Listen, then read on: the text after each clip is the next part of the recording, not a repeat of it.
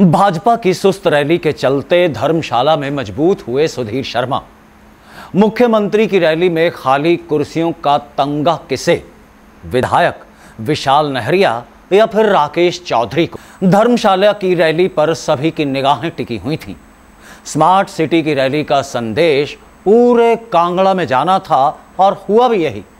मुख्यमंत्री जयराम का भाषण और भाषण के दौरान पंडाल खाली। इससे पहले पूर्व मंत्री सुधीर शर्मा की बड़ी रैली धर्मशाला में हुई थी और रैली भी ऐसी कि कांगड़ा का नया समीकरण बनकर सामने आ गया। रैली धर्मशाला की हुई और उसकी धमक शिमला से लेकर दिल्ली तक पहुंची।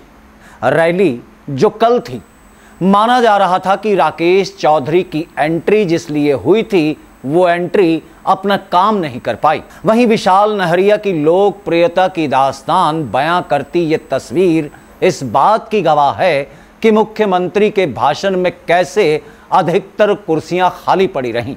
भीड़ आगे तक ही सीमित रही, बाकी रैली स्थान खाली। लोग इस रैली की तुलना अब सुधीर शर्मा की ओर से की गई रैली से करने लगे हैं, जहां अप्रत्याशित भीड़ थी। यहां आप ये भी समझ लें कि भीड़ का मतलब क्या है। भाजपा की भीड़ में महज लाभार्थी नजर आए।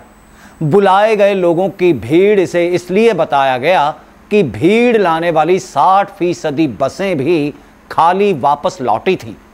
हालांकि अमृत महोत्सव के बहाने भाजपा ने लाभार्थियों को बुलाकर खाना भी खिलाया और भाषण भी भाजपा सुना रही थी, लेकिन धर्मशाला की भीड़ एक बार फिर से अब कांगड़ा में चर्चा में है।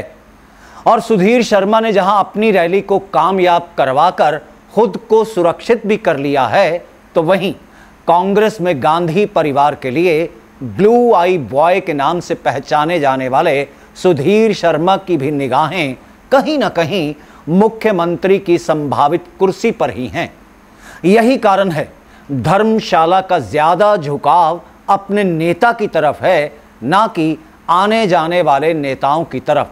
और ये धर्मशाला में पहुंची भीड़ ने बता ही दिया खुद ही। रैलियों में लोगों की भीड़ भी ये एहसास करवाना शुरू कर देती है कि किस पार्टी या नेता का पलड़ा भारी रहने वाला है। ये तो आपने भी अंदाजा लगा ही लिया होगा इन तस्वीरों के हवाले से।